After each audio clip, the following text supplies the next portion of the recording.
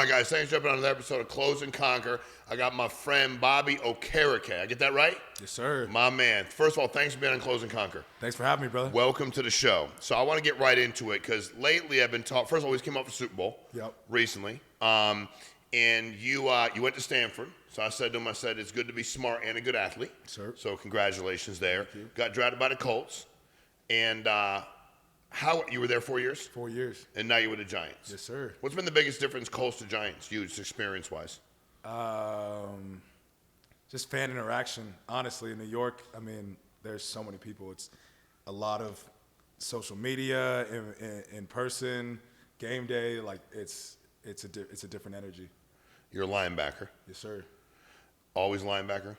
No, I played defensive end, wildcat quarterback, wide receiver in high school. Really? Yeah, once I went to college, I was a linebacker. Got it. Why'd you pick Stanford out of all the schools you could have gone to? It was the best combination of academics and athletics. Got it. Yeah, my parents they stressed education like from day one, so they weren't going to let me go to a school that wasn't academically driven. So you had no choice anyway. So kind of where mom and dad drove me, I ended up. For sure. Okay. So I was at the game. Yep. Okay. And I bet a lot on the Chiefs. Okay. Like a lot. Smart man. Smart man. I bet I rode them. The Ravens, the Bills. And everybody I've talked to that plays ball and done their thing talked to me about how much better the Niners team was. That a fair statement? Yeah. Okay, like on paper. Man for man. I was making that same argument. Niners got the best fullback in the league. They got the best tight end in the league. They have the best running back in the league. They have the best left tackle in the league. They have one of the best receivers in Deebo Samuel in the league. So they're a star-studded team. So what happened? Why did they lose? Because I think they slept on a champion. Like, you should never sleep on a champion. It's Yeah. Patrick Mahomes, Travis Kelce, Andy Reid. Yeah. They know what they're doing. And winners win. Winners win. So like, they go to overtime.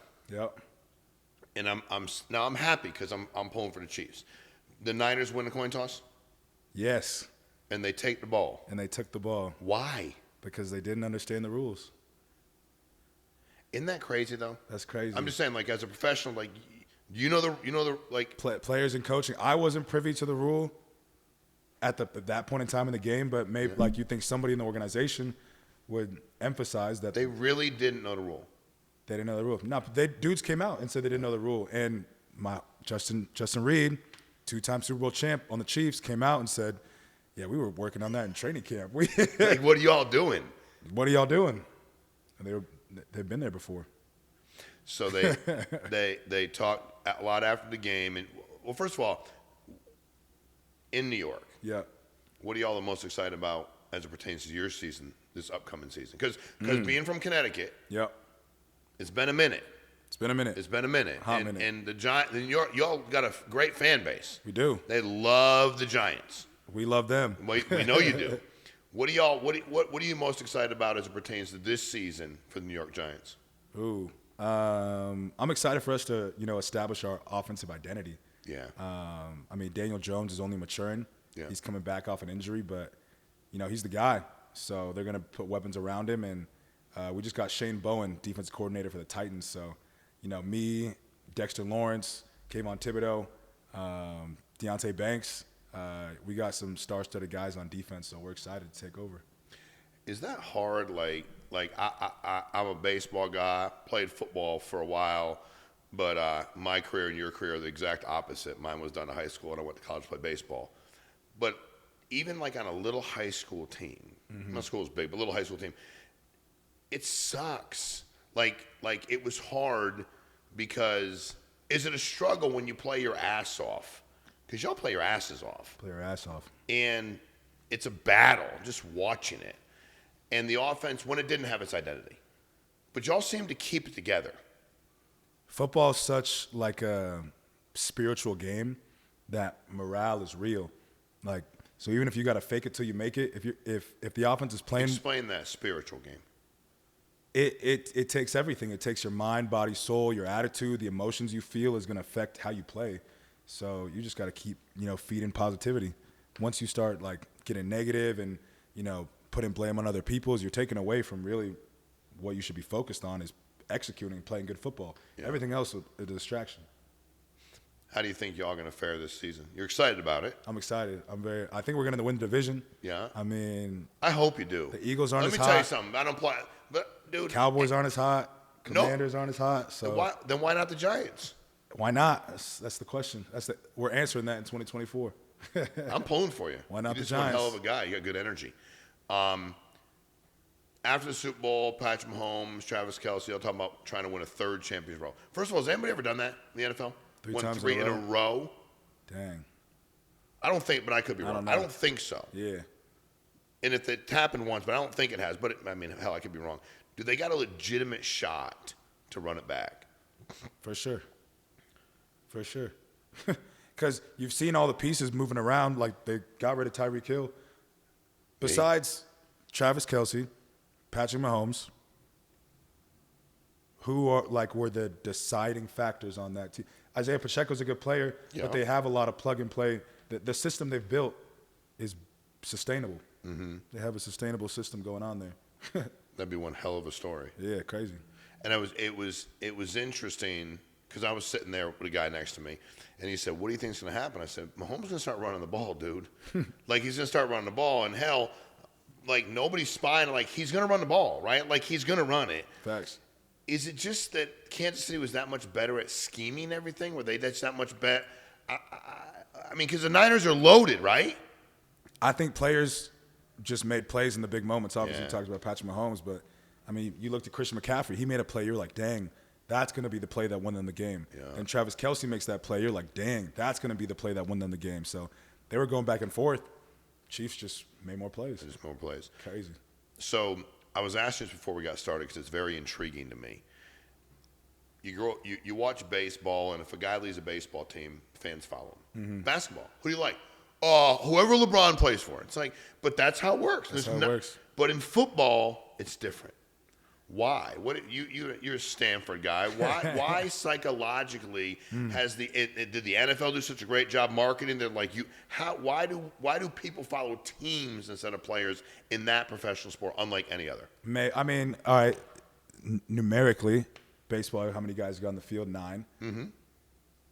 What, basketball, 5? 5. Football, I mean, 22 at any point in time, but there's 53 guys on a team. Yeah. So, I don't know. People always talk about football being the ultimate team game. I would agree. And I think because it's so physically demanding that it takes like a lot of self-sacrifice. Yeah. Like, you got to go block for your teammate, or you got to go do the dirty work if you want somebody else to succeed. You can't. It's hard to succeed on your own in football. When did you know?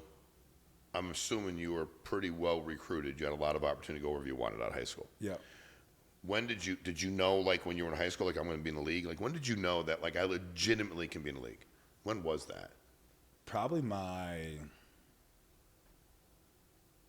senior year in college. Really? So Yeah. freshman year, you weren't thinking about me in the NFL? Freshman year, redshirt. I mean, like, I was good at football. Yeah, obviously. I loved to play football, but I didn't really have the dream or the vision that I'd play. Like, I was like, I just went to Stanford. You know, my parents had showed me different older cousins who were working on Wall Street or doctors. Mm-hmm. So I was like, okay, I'm going to do something, be professional and take pride in it. But probably got to a point where, you know, I really figured out what I was doing, and, you know, I had coaches push me. And I remember David Shaw told me, he's like, you know, you're playing really good football. You got your foot in the door, and, you know, it's time for you to just kick the door in. Like, what are you waiting for? Mm-hmm. And that was kind of my wake-up call. And, yeah, that was like the end of my junior year going into my senior year. After my senior year, like, played good. People, like, I wasn't even thinking about, like, leaving early. Really? I redshirted, so I stayed for 5 years. And stayed with my parents. They were like, I mean, if you have an opportunity to work on a master's degree, like, why would you not? For free? Right. So, yeah, I stayed and then just kept getting better. Third round was sick. It's crazy, right? Crazy. So you went to camp. Yeah. What was the biggest surprise when you got to camp? Like, what was the biggest contrast or something that just, like, made you realize where you really were, or was challenge? I mean, probably just like the intensity. Like, seeing the other physical like when you're a rookie and you see, okay, the defensive end who's running down on kickoff, who's in his 6th year and is 6'6", 265, running full, like, this is a grown man's game. You better believe it. You better believe it. So, you know, wake up call from that standpoint, like, okay, I need to be on my shit. Like, I got to have my nutrition right. I got to fucking bulk up. I got to Yeah. do everything to compete because you're competing against some grown-ass men. And then I was talking to a guy one day, and he said, I said, what was it? He said, I got in the huddle. Yeah. He said, another dude looked at me and said, this is how we pay for everything. Feed our families. Facts. Take care of our families. Don't Facts. fuck it up. Don't fuck it up. You know, For and real. there's a lot more pressure. You get there as a third-round pick. Yeah. You're assuming making the team no matter what. Are you worried about it? You just Yeah, I'm assuming I'm making the team. I mean, I have a lot of confidence in myself at that point in time, and you know how I did at the combine and what I thought my highlight stats were. Like, I'm looking at other linebackers, like, I don't really think other guys are much better than me. correct. So, I came in. I played special teams early, but I see myself as a smart, cerebral football player. So, Yeah. picked up the playbook quick. I have position flexibility. I can play Mike, Sam, or Will. Yeah. I'm playing special teams because of Coach Alomar, Pete Alomar at Stanford. Shout out. But yeah, I just felt like I was ready to work. Got it. So, getting done with the Colts, your contract just expired. They didn't renew it. They didn't offer you. How'd that work? Yeah, contract expired. That was your first experience with that. That was my first experience with free agency. Yeah. Contract expired. They didn't renew it. I played next to Shaquille Leonard, Darius Yeah. Leonard the past 2 years. Yeah. I mean, he's making $20 million a year, $100 million linebacker. And then Zaire Franklin, a player a year older than me, 3-time captain, great player. When Darius had an injury in the offseason, they brought him in as his replacement. And Zaire's got just an incredible leadership personality. So, he had the green dot in his head. And, because I have position flexibility, I moved from Mike to Will. I was playing next to him. Yeah. And then, obviously, Darius is the guy, hot shot, $100 million linebacker. So when he came back, I got flexed out, and then Zaire stayed in. So, yeah, crazy situation. And, I'm in my free agency year, 4th year. I'm like, okay, I've been balling this whole time. I'm ready to go get paid, and I just got benched. So I was like, damn, all right. Stay down, be humble, do scout team, whatever, because I'm like, okay, I could pout or I could just, keep working on my craft. And, Right. if I got to go make every tackle on special teams, I will, to do whatever it takes to get paid. Yeah. So, unfortunately, Darius was struggling with his back, went down again. Me and him were sharing reps. There's an opportunity for me to come in and be fresh. When you're playing, I played every single snap last season. Really? And that wears on your body. Yeah. So when you're coming in and you're only playing 20, 15 plays a game, those are fresh reps. Correct. And it's almost a splash play every time. Yeah. So, I was able to take advantage of that situation. And then, Darius sat down for the rest of the year. I kind of rode that wave and, balled out. And it's ironically, my best game of the year last year was with the Giants. Against the Giants. Yeah, 17 tackles, 2 TFLs, 1 forced fumble, went crazy. And then it was all she wrote after that. So you knew you were entering free agency. Was it Giant? Who else? Giants? Who else at a shot? Yeah, I was thinking Giants or Chicago. Matt Eberflus being my old defensive coordinator in Indy, and they had the most cap space. So I was like, okay, no brainer. But then they went back to back. They signed T.J. Edwards and Tremaine Edmonds. Tremaine Edmonds making $17 a year. T.J. had just come off a Super Bowl winning team. Yeah. So those are two stars. Yeah. So I was like, okay, here's the first team that I was banking on with a bunch of cap space. They're gone. But I was technically the second best guy after Tremaine, so he's off the board. So now I was the high price ticket. And yeah, Giants just came with the best offer. And what was that contract? 4-year, $40 million. 4-year, $40 million. That's legit. Yes, sir. Did you ever think you made that kind of money a year? Never. What was the contract with Indy? Third round rookie contract. I probably made $3.7 million over 4 years. Really? Yeah. Dude, that's what's crazy. Crazy. Like the NFL, I like what you said, spiritual game. I never heard anybody say that to me, spiritual game. And you watch some of these other sports, what these guys get earlier on. Now, I was talking to, Merriman said to me earlier, he said the union, whatever, is 20 years behind. Like baseball had theirs earlier, basketball had theirs earlier, and we are where we are. Do you think some of those earlier contracts might change eventually with more guaranteed money? You think not? No, I think it'll trend that way. We're just a little behind the 8 ball for sure. And all these TV contracts, they're taking off ahead of us. So I think our next CBA is up in 4 years. We negotiated COVID year. So yeah, we should be up in the next 4 years. So who's the best offensive player you played against? Christian McCaffrey. Really? Shout out to my other Stanford brother. He's that good. He's that good. I had never seen him in person. I watched him at the Super His acceleration is second to none. It's insane. He gets in the open field and he hits you with a hezzy. So he's either going to cut back on you because you overran him, or if you try to sit on his cutback, he's going to accelerate and you're not going to be able to catch up. It's crazy. Who are the best offensive linemen that you've gone up against, or the one you hate to go up against? Trent Williams. Really, he's a freak. Big freak. Dude, how are those guys so damn quick? And that's what's unfair. For real. Well, because they're like tall too and proportional, so they're like athletes that just weigh 330 pounds. It's crazy. Insane. So, all right. So, Giants, you're excited. I hope y'all win the East. That'd be great. I'm pulling for you. You're out here in Vegas, Super Bowl. Where you're doing a bunch of stuff out here. You have a lot of stuff going on. Yeah. A bunch of appearances, all kinds of stuff. Appearances. How crazy was that? Radio Row. Had you ever done that before? Yeah, so this is my third Super Bowl. Oh, it is? And it's fun. Yeah. It's a good networking. You know, you see people every year, meet a lot of new people, and, you know, it's good content. How old are you? 27. What would you consider a success? How long would you? I don't want to play the game as long as you can. I totally get that. But as a realist, what in your mind, your body, what you put it through? When do you think roughly? Like, what are you hoping? I got X amount of years in me. What are you hoping? I'd love to say I played 10 years in the NFL. Okay. At least 10. 10 would be strong. Anything over 10 is whatever. I mean, linebacker, offensive line, defensive line.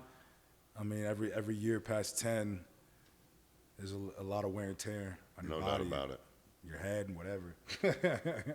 So I'm watching the Super Bowl last night, and then we're sitting down and watching the celebration. And you watch, and you see Kelsey and Mahomes, obviously, and then the wide receiver, I forget who it caught the ball. And he said, Miko Hardman. They didn't even know they won, I guess. I'm trying to figure this shit out. He didn't know they won. And you see him up there. And my buddy, who he played with at Washington, he's like, you don't see no defensive players up there. And I said, doesn't that bother you sometimes? He's like, no, I get it. But it's an interesting deal. For sure. Because, again, there's no other sport like that. Like, you don't go like, hey, you know what, in baseball, you hit really, like, dude could be playing shortstop, hitting 220, and be the MVP. True. Because he's a hell of a defensive player. True. Like, literally can win with his glove. True. And basketball, and it's just like, but it's an interesting concept because you can go out there and have X amount of tackles, force a fumble, do whatever it is you do, and I get what drives it. It's a quarterback's league, right? For sure. Is that a not from recognition standpoint? You just want to win. I get that, but like I remember I remember Charles Woodson because I think he was one of the last defensive Heisman, and I'm a lot older than you, so I remember these things. And I remember him saying I wanted to play offense because I never seen the Heisman Trophy dude without a ball in his hands. So if I wanted to win that award, I need to have the ball in my hands. Sometimes I played offense. Really? Is that just as a defensive player, kind of go, that's just the deal, bro. It's part of the game, and because it's very underappreciated. It is. No, to be honest, like everybody's like the Chiefs ran. I'm like, dude, they played good defense. They played good defense. They did. That's why they played really good defense. They played really good defense. I mean, like, and nobody can name, unless you know the game, for real, can name a couple players. Is that just something y'all understand, or how does that work? I mean, it's nature of the beast for sure. But I mean, the differentiator as a defensive player is a guy who gets their hand on the ball, and that's what I take pride in. And a lot of defensive players, if you look like a Jalen Ramsey per se, or a Stephon Gilmore, or a Sauce Gardner, those guys are getting picks, they're getting forced fumbles, they're getting PBUs, they're making plays. So that's like our extra challenge. Like, okay, like you guys start with the ball, but give me that shit. Who's the best quarterback in the league right now? Outside of you're gonna say Mahomes, I would assume. Yeah, Patrick outside Mahomes. of Patrick, who's the best quarterback in the league? Lamar Jackson. Okay. Yeah. Then who after that? I'm gonna go Matthew Stafford. Really? I mean, I think maybe toss up between him and Josh Allen. Got it. I just like the poise he plays with. Yeah, he does. So what's you said content, and what's your plan after? I mean, you were thinking stockbroker when you were in high school, and mom and dad were talking about what people are making, and but probably have some pretty successful people in your family that are not in the football field. Yep. So what does post career look like for you? I'm just kind of experimenting. The entrepreneurship side a little bit. I started a black car chauffeur service, like a travel company. Nice. So building that up. I'm in different investments. I've always had like a slight interest in politics. So I feel like I'm just going to keep balling out in the field and networking and then, see where my passion takes me. But I have a lot of ambition for sure. You can definitely tell, dude. Well, first of all, it's funny because you realize I travel way too much. And I have a buddy of mine in Raleigh that owns it, but it's local in a national company. Yeah. And I'm like, dude, you'd be shocked how much of a void there is in that space, So whatever you're going to do, be insanely successful at it. And I look forward to being part of the journey. Yes, sir. And I love you for being on here. And now I'm a Giants fan again. I really was a Giants fan earlier, but I'm not really. I love you all, so I'll be pulling for you. Hell yeah. And I look forward to what you're doing after your career, and maybe we'll cross paths in business. Because I think that's the thing for me. A lot of the companies I worked at, every ad, whenever we ran a company, real estate, waste management, life insurance, whatever it was, the very first ad I ran when I was trying to hire people said, now hiring, athletic or military experience required. And it said nothing else. And people call me and go like, hey, I'm applying for the job. I'd be like, all right, cool. They'd be like, I played ball at UConn. I played ball in the league for a couple of years, or I'm in the military. I'm like, perfect, we'll fit right in. Mm-hmm. And we'd start talking about that for 3, 4, 5, 6 minutes. Because what's crazy is it's a lot of very competitive people. Mm-hmm. And me growing up, I used the people to get better as an entrepreneur. Because my mom is awesome, but she was working 3 jobs, we were broke as shit. Mm-hmm. So those are the people that taught me, and we need more people that are competitive, you're willing to go out there and literally put every ounce of your body at risk to perform in front of millions of people watching. And then when that gets taken away, when you can go compete at such a high level, and you're going to crush it, dude. Well, maybe we'll do something together one day. Yeah. I really appreciate being on Close and Conquer. If y'all don't already know them, you need to follow them where they find you. On Instagram, anywhere else you want to. Instagram, spell your last Twitter. name for them. They already know it, but spell it. Okereke. And pronounce it. Okereke. Okereke. That just sounds badass. Bobby Okereke. Find him on Instagram, follow him, watch what he's doing, follow the Giants this year. NFC East, I'm pulling for y'all. Thanks for jumping on Close and Conquer. If you like this, subscribe, share it, send it to somebody. Click on a link if you like this video, love this podcast as well. Thanks for joining us, guys.